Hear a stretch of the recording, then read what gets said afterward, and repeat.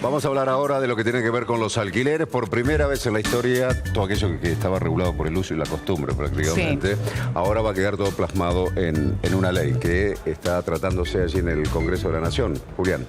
Sí, así es, Claudio, porque por primera vez, como vos marcabas bien, en las últimas décadas, el dato central es que avanza en lo que son las comisiones de, en este caso, del Senado de la Nación, lo que es un proyecto para regular los alquileres. Y puntualmente les va a poner lo que es en rigor, yo diría un marco para qué, bueno, para que puedan darse lo que son estos pactos, estas negociaciones entre el inquilino y el propietario, y que en todo caso no haya un margen tan importante, sobre todo para que los valores que se van a estar poniendo de aquí en adelante, bueno, no vayan mucho más allá de lo que podría considerarse que es un ajuste inflacionario. Uno podría decir, bueno, pero tiene que haber libertad, porque bueno, porque si la persona que es propietaria de ese departamento quiere negociar un determinado precio, y del otro lado el inquilino de alguna manera también se aviene a esta negociación, tendría que darse determinado tipo de marco de libertad para que eso tenga lugar. Bueno, sí, efectivamente el proyecto no va a limitar lo que son las libertades, pero sí le va a poner en principio algunas condiciones para que se lleven a cabo. Vamos a dar algunas características que va a tener este proyecto. Se va a estar discutiendo la semana que viene en el Senado, en el recinto, porque ya obtuvo dictamen de lo que es la Comisión de Legislación justamente de esa Cámara, y decimos que avanza lo que es un proyecto que probablemente le va a poner un techo.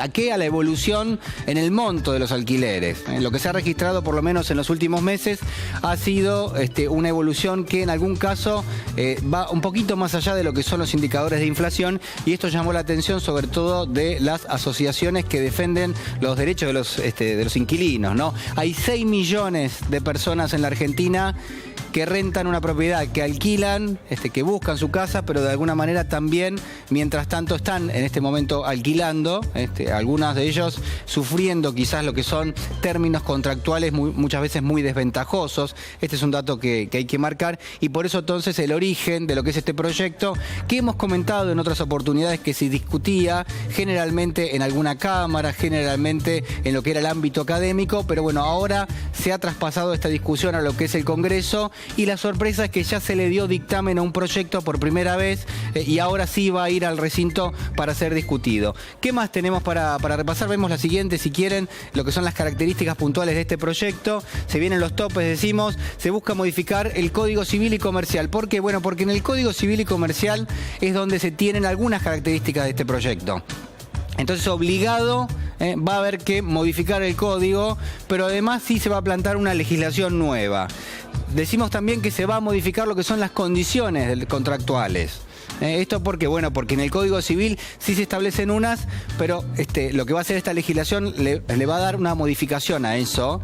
Y ahora vamos a ver cuáles son. Vemos la que viene, y acá ya empezamos con las características que tiene este proyecto puntualmente. A ver. Por un lado, fíjense, un cambio que es radical y que es de base, y que yo creo que es uno o dos condiciones principales que tienen hoy, que es que propone ampliar de 2 a 3 años mínimo el plazo de locación.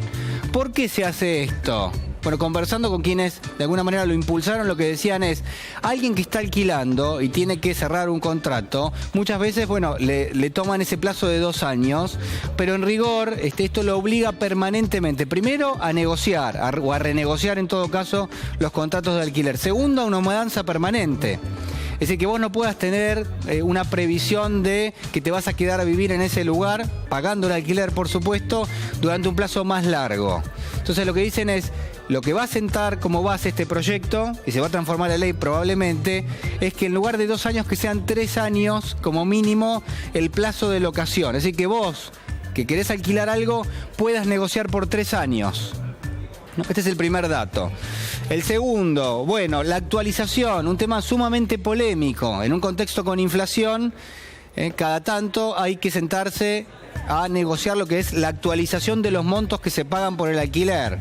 Bueno, este proyecto prevé que esa actualización, siempre que sea en concepto justamente de esto, ¿no? De actualizar algo, yo no diría de indexarlo, porque no va a estar atado solo a la inflación, pero sí va a tener como primera razón de todas, bueno, actualizar lo que es un valor que puede haber quedado viejo por efectos de la inflación. Bueno, va a surgir la actualización de una ecuación que va a ser nada complejo, Por un lado, lo que es la inflación o el índice de precios al consumidor, Es decir, lo que mide el INDEC de lo que se llama el IPC, y por otro lado lo que es la evolución de los salarios, algo que tiene determinado tipo de sentido común. ¿Por qué? Bueno, porque la inflación puede haber ido muy lejos, pero si los salarios se negociaron en promedio muy por debajo, bueno, eso va a hacer que esa cuenta vaya hacia abajo. Claro, para no perjudicar al propietario también, digamos, ¿no? Claro, porque es el escenario que hoy se tiene en rigor en muchos aspectos, sobre todo aquellos inquilinos que no tienen prácticamente poder de negociación.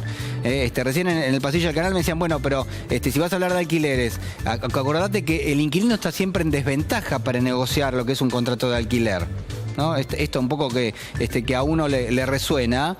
A pesar de que siempre se trata de, me parece, llegar a un acuerdo porque al propietario también le interesa alquilarlo, pero de todas maneras el inquilino es cierto que está en una posición desventajosa permanentemente.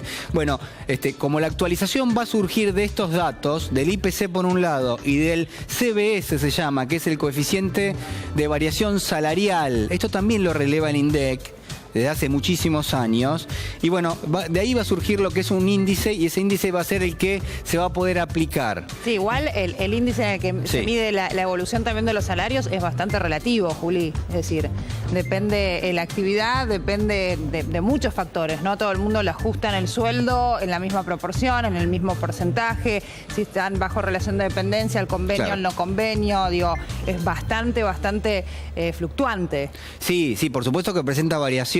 Ahora hay que entender en qué marco se está dando esto. Esto le va a poner una especie de cuadro de formalidad a la negociación de estos contratos. Después, por supuesto, que el inquilino y el propietario van a poder acordar, en todo caso, que ese índice de actualización va a ser tomado como referencia, pero a la vez, digamos, uno puede incorporar seguramente algún otro tipo de cláusula.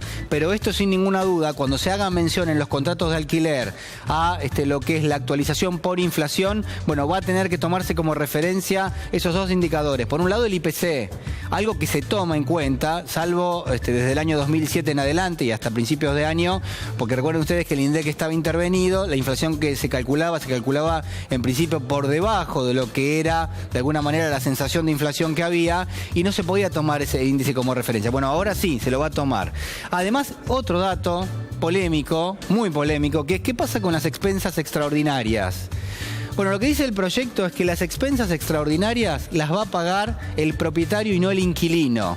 Pero eso viene sucediendo en los usos y costumbres. Eso, claro, exactamente. Las famosas expensas B son esas, ¿no? Sí, así es. Son las modificaciones estructurales de los edificios, cuando hay que hacer algún cambio en lo que es la estructura. Qué sé yo, decide el consorcio cambiar un ascensor, por ejemplo. Son expensas extraordinarias. Ese se tiene que hacer cargo el propietario. El propietario. Claro, lo que pasa es que se registraban casos donde muchas veces el propietario terminaba cobrándoselo al inquilino, porque quizás no estaba tan claro. Costumbres, y después dependía de cada uno con el humor y la ambición que tenía el propietario con respecto a cobrar las expensas esas, ¿no? Sí, los últimos pisos, por ejemplo, que generalmente son obviamente cercanos a lo que es la azotea. Si tenés filtraciones, bueno, ¿quién tiene que pagar esos arreglos?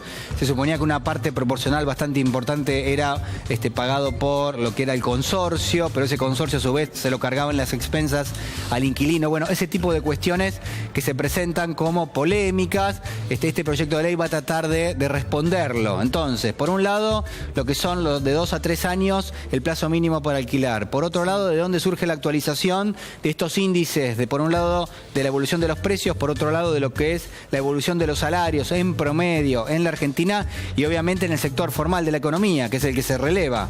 Es decir, no tenés la evolución de los salarios en el sector informal, que uno podía presumir que tuvieron una menor actualización, si es que la tuvieron a lo largo de este año. Y además esto, ¿no? Las expensas extraordinarias que en principio y según el proyecto de ley quedarían a cargo de los propietarios y no de los inquilinos. También lo último, ¿qué pasa con el depósito? Cuando vos vas a alquilar te cobran un mes de depósito, generalmente, a veces 2, ¿no? Y es una suma de dinero que obviamente mucha gente la paga en pesos y no en dólares. A veces los propietarios lo exigen en dólares o las inmobiliarias, pero se pagan en pesos. ¿Qué pasa con ese monto? Bueno, hay que actualizarlo. Es decir, cuando te lo van a devolver, vos lo pagaste, pasa el plazo de, digamos, de lo que es el alquiler. Cuando te van a devolver ese depósito, eso tiene que estar debidamente actualizado. Y se va a usar el índice claro, el índice de precios al consumidor junto con el índice de variación salarial. Es decir, se utiliza la misma ecuación tanto para un caso como también para ¿no? Para lo que es la devolución de lo que es la garantía.